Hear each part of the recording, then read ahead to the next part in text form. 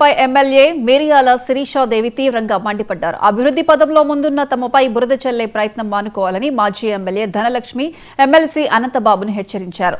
శాసనమండలిలో గిరిజనుల సమస్యలపై ఎన్నడూ మాట్లాడిన వారు ఇప్పుడు విమర్శలు చేయడం సిగ్గుచేటని విమర్శించారు.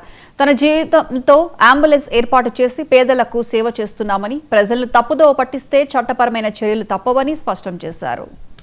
సిగ్గుండదు. మేము పదే పదే చెప్పుకుంటూ ఉండడానికి మాకేం పని పాట ఏమీ లేకుండా లేము.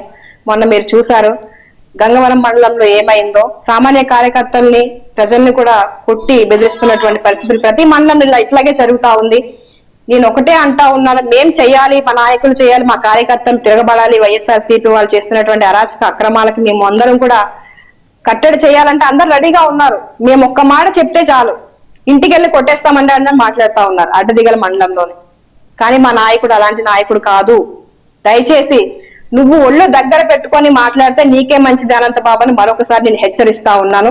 అంతేకాకుండా ధనలక్ష్మి కూడా మీరు మంచి చేస్తే మంచి అని చెప్పుకోండి, అంతే తప్ప ఎమ్మెల్యే మీద బుట్ట జల్లే ప్రయత్నం చేస్తే మాత్రం మేము సహిస్తూ ఉండము, చూస్తూ ఊరుకోము.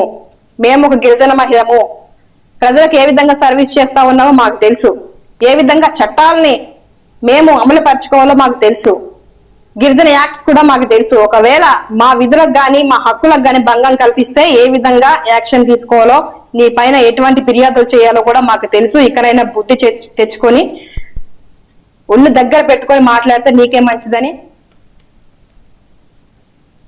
ఇన్నిసార్లు చెప్పినా సిగ్గుండదు. మేము పదే పదే చెప్పుకుంటూ ఉండడానికి మాకేం పని పాట ఏమీ లేకుండా లేము.